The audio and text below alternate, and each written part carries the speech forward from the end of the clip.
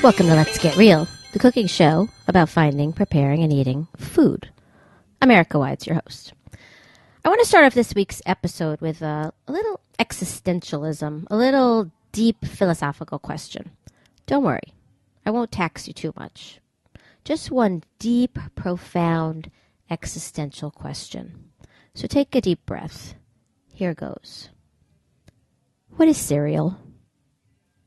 I don't hear an answer yet. Do I need to repeat the question? Okay, here goes. What is breakfast cereal? No, I'm asking you. You tell me. No answer yet? Okay. Let's take a step down from the philosophical and move into the more realistic realm of cognitive therapy, and let's do some associations.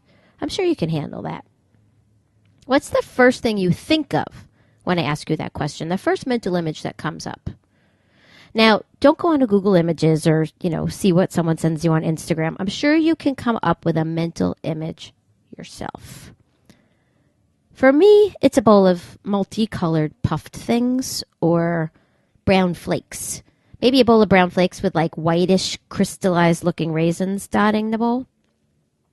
I'm sure you have similar associations. Now, some of them may be traumatic, such as an unsightly addiction to Raisin Bran that maybe you try to hide late at night, or your mom putting out a box of Fruit Loops in the morning once she started heading back to work after your parents divorced and she stopped cooking breakfast for you, or maybe like my co-producer Chris, who didn't eat cereal for 10 years after seeing his best friend Charlie sneeze into his bowl of Frosted Flakes. If some of these memories are too traumatic to face, you can draw them in crayon and then scan them and tweet them over onto Let's Get Real's new Instagram cereal trauma therapy page. And then we can work through it together. But back to the original question. What is cereal? It's one of those things that we don't even think about, like air or water or being able to rewind TV. It's cereal. It's what you eat for breakfast. We don't even question its existence. It's just there. When I used to teach at a culinary school and we would do our breakfast cooking days, I would pose that question to my students. And generally, I got answers like, it's wheat, or it's corn, or it's grains. But none of them could tell me what had been done to the grains or how much of the grains' actual nutrition was left intact and how much had been blasted out in the manufacturing process, or how much sugar and other crap was added back into the cereal, or just why it exists at all, except that we accept it as gospel that we should be eating it every day, and that's because we just accept it. The same way we just accept things like terrible tasting strawberries and a Senate that thinks anyone can own a gun regardless of their background, or Gayle King as a morning show host, or Gayle King at all. We just roll over and take the shit they're feeding us. But unlike strawberries that taste like shit, the government protecting crazy hicks with guns and Gayle King, we can get to some answers about cereal. And yes, my students were technically right. That's what cereal is. Grain. Or actually, that's what grains are. Cereals. Named for Ceres, the Roman goddess of grain and the harvest. But if Ceres knew what we had done to her namesake food and to her name itself, she probably would send a plague of locusts and disease and wipe out all the grain from the earth forever. But since companies like Monsanto have developed chemical pesticides that are plague resistant, for now, and chemical fertilizers that allow us to grow more grain than at any time ever in the history of agriculture, and we can use more water and more petroleum than we ever have to grow all that grain, you got to do something with it. So we feed a lot of it to livestock who were never meant to eat it because they really prefer grass, as you know, and we turn some of it into biofuel, which is pretty inefficient because we need to use a whole lot of fuel just to grow the grain to make the biofuel. And the rest of it forms the basis of the American diet. Our diet based on corn, wheat, rice, oats, and soybeans, all ground up into refined industrial dust, combined with the other major element of our diet, sugar, either from corn or cane, and turned into 100,000 million foodiness products, about 700,000 of which are cereals. Because of that abundance of grain, the foodiness industrial complex has so successfully brainwashed us all into thinking that cereal is food, that we've gone beyond the rabbit hole and fallen out the other side into the giant cereal matrix. They tell us cereal is food. The government incorporates the message into the foodiness nutritional guidelines that we all grew up swallowing by the cereal bowlful, and all that excess grain gets used up. So we were all raised to believe that cereal is food, and I think cereal may be the quintessential foodiness product because we were raised to believe in it. Whether you were allowed to eat Crunch Berries or Bran Flakes, we never questioned whether or not it was real food. It is unquestioned, unchallenged, pure foodiness. It's like somewhere out there in the vast Midwest where the farms are so big that you can't see where they begin or end because it's really just one huge farm from Pennsylvania to California.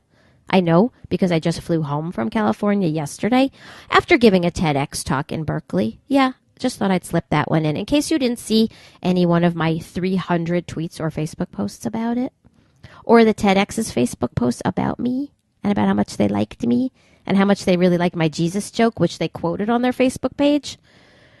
And on each of those farms out there in flyover land, where, as you know, they do not make Jesus jokes, is a different field where a different cereal grows in each one.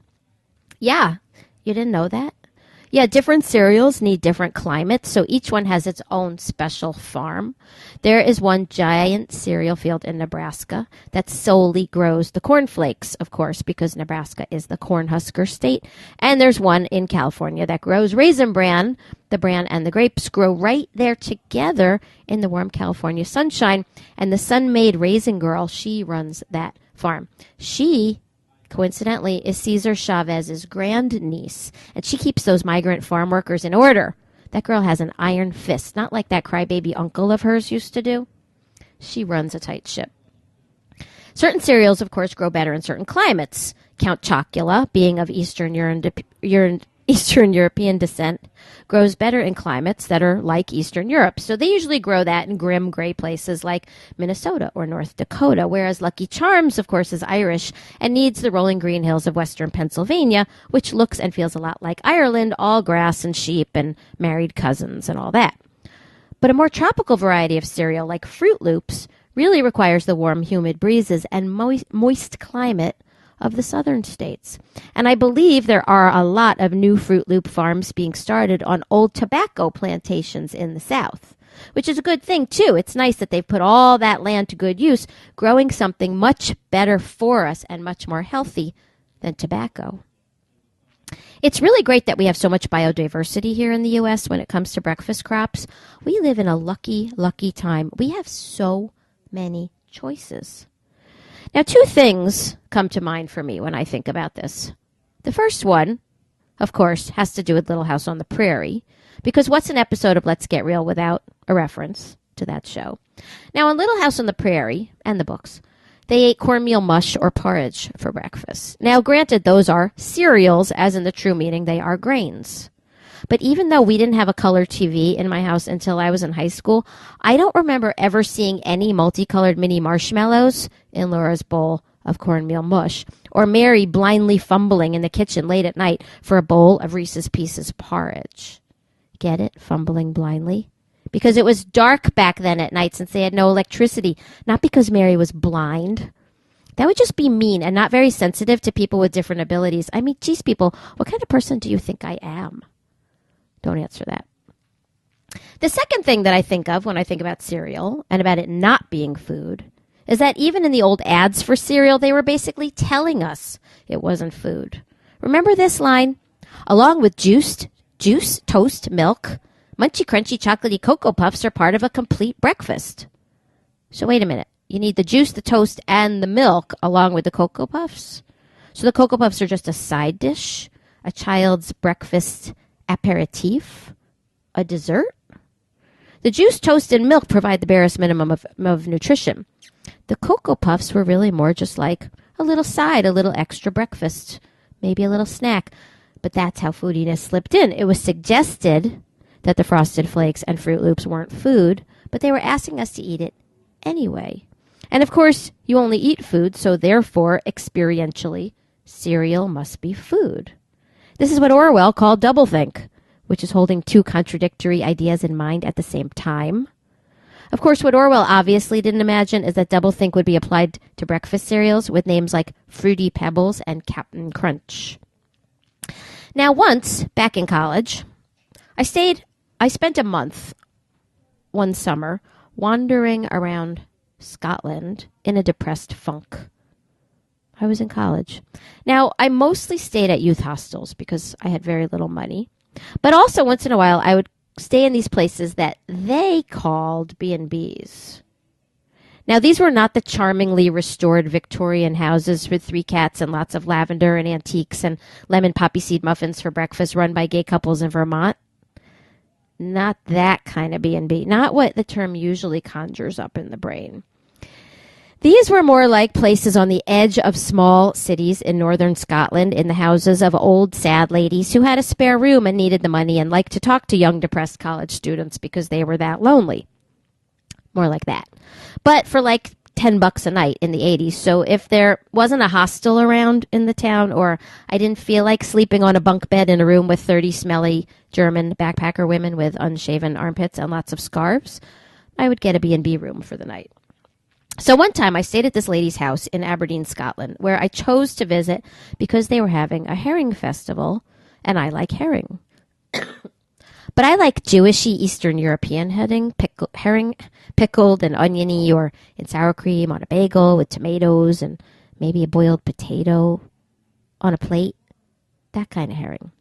These were whole herrings with the head and the bones and all, rolled in dried oats and deep fried. Not my people's herring. But I ate it. I like oats and I like herring. So I went to the Aberdeen Herring Festival and I stayed with this lonely lady, and in the morning she made me breakfast. The second B in the B&B was breakfast. And since I was stupidly a vegetarian at the time, I politely turned down the bacon and sausage that she offered, but agreed to the traditional eggs, mushrooms, tomatoes, baked beans, and toast, your basic English breakfast fry-up. Why the beans? I will never know. The English have this thing about baked beans. It's just weird. If they made a baked bean cereal, well, then we'd be talking, because that's a good idea, actually. Please hold while I call my secret contact at Unilever. So she set about cooking me up this breakfast, but before I could eat it, she first served me a bowl of cornflakes. And I must have looked confused because I hadn't asked for them, but she just said, "You have to have your cornflakes first, don't you?" I was so depressed and defeated at the time that I didn't even have the internal strength to protest, so I said, okay. Kind of like when you're depressed and tired and just over it all and wondering how you're going to go on and what's the point anyway, and you turn on the TV and Bravo is running a marathon of LA shrinks, and you just don't have the strength to resist, so you watch it. So dutifully, I ate my cornflakes. She wouldn't serve me the cooked real food breakfast until I ate my little bowl of cornflakes, like it was some kind of required medicinal treatment that I was obligated by law or medical mandate to take. I had to eat the cornflakes first. There was no questioning it. She was deeply inside the foodiness matrix because she absolutely believed, without a doubt, that one must first begin the first meal of the day with a bowl of processed, manufactured, sweetened, nutritionally void, rolled, flaked, cooked, and puffed corn. No other cereal would do. It was cornflakes or nothing. Not even Weetabix, which is a uniquely British cereal that looks like a dog biscuit and has no flavor, but I secretly really like and sometimes eat late at night. See, I'm just like you, human, with flaws. Only I don't watch reality shows on TV. I watch Maude on Hulu. But you get the point. We're going to take a very short break here. When we come back, more about cereal being the devil's work. We'll be right back.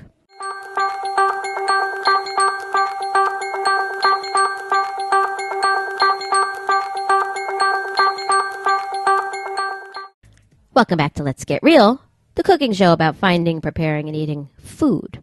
I'm Erica Wides, your host. Remember that you can find all the Let's Get Real shows ever made, that's all 61 of them, on letsgetrealshow.com. You can also find them on iTunes, and of course, they're all on heritageradionetwork.org, along with all the other fantastic Heritage Radio shows that have ever been created also. You can also follow me on Twitter at Let's Get Real Show or find me on Facebook at Let's Get Real Show. Become a fan, become my friend. I would love to hear from you. And eventually that TEDx talk will be up in the TEDx internet world. I just don't know when, but it's coming. But it was great. Did I mention how good it was? Yeah. Okay, so if you were born in the U.S. after 1950, you were born into the cereal matrix. You can't escape it. Cereal truly is the devil's work.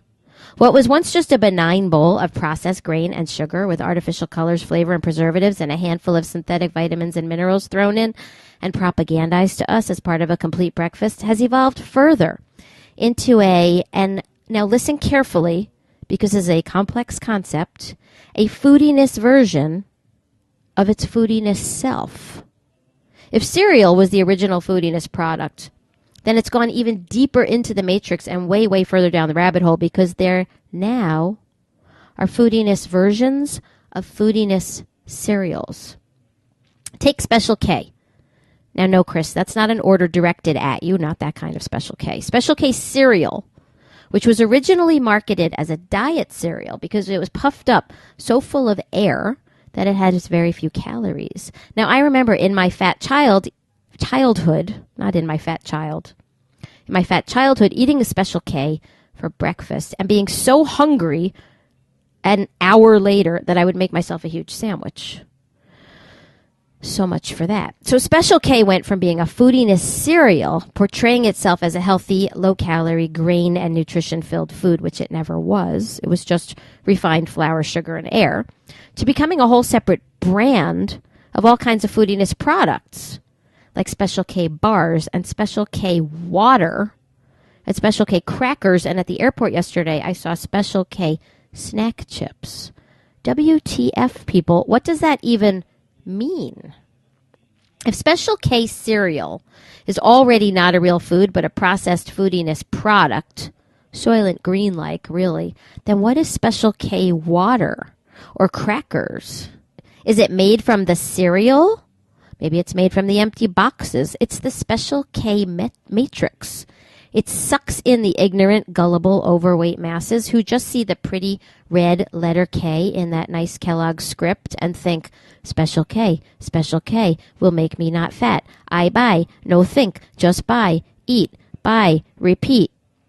And what is the deal with cereal bars? Especially the milk and cereal bars? Yes, they sell cereal bars now that say that they're complete with the milk in the bar because using a bowl or a spoon is too messy and too inconvenient. So if you have the milk and the cereal right in the bar, you can eat it while you're driving and texting or riding your mobility scooter. Now, you know in the milk and cereal bars, there's no actual milk in them, right? Talk about Orwellian. It's a milk and cereal bar. Contains no milk. There's corn syrup solids and whey powder and titanium dioxide, which is what they use to make white paint. But it's not like they magically figured out how to make milk stand still, suspended in space in a solid layer, magically hovering between two layers of cereal-flavored cookies. And that's what they are, cookies, or really candy bars, actually. It's foodiness that tastes like cereal, that tastes like candy, that is now in bar form with whole wheat and added calcium and omega-3s, and then turned back into a cereal form that tastes like the candy bar version of the cereal. And I just saw a new one, a cereal that I think may redefine foodiness for all mankind. It may have reached a new depth of foodiness that I could never even have imagined. It's new Honey Bunches of Oats, which in itself is bad enough, but it's now Honey Bunches of Oats with added Greek yogurt clumps. Now, first of all, the name Honey Bunches of Oats, to me, evokes a homey, warm, folksy feeling. The word honey just right away tricks people into thinking natural and healthy and 1970s golden sunshiny health food store like kind of place. Lots of embroidery and long, greasy hair. As a beekeeper, I actually find that offensive because they're using the cheapest, most adulterated, and probably fake honey from China, tainted with lead and made probably from spare children. Second of all, the foundation of the cereal is just flakes. The same old flakes, sweetened with sugar and corn syrup, puffed grain flakes. The flakes are made of wheat, rice, and corn with a few token bits of oats stuck on. That's like the background of the cereal. That's the substrate. Then they make the bunches, as in honey bunches of, which are these kind of granola clumps. Now, granola is a total foodiness word, too, because it doesn't really mean anything or have any legal definition. So if people see a lumpy mix of grainy stuff with a nut or a raisin thrown in, they think, hey, it's granola. I can go climb a mountain now instead of riding my mobility scooter through the Taco Bell drive-thru. The granola clumps are made from that same grain mix, the corn and wheat and rice mix. But in this demonic version of the cereal, they then take those clumps and coat them with dehydrated Greek yogurt powder. Now, as we all know from listening to this show and just from being very aware food-eating people, yogurt is a living thing. It's a live food. You have to keep it cold or at least at room temperature, and it has to be wet because it's living. And that's the reason you eat it, because it's a living food. If you dehydrate yogurt into a powder and then heat treat it so it can sit on a shelf in a glossy form coating a clump for years at a time, and then sweeten it with corn syrup solids and then malic acid and tartaric acid and citric acid to bring back the tart flavor that you've lost because you've basically de-yogurted the yogurt, then that's not really yogurt, is it? Now, I don't think the devil himself could have outdone CW Post on this one.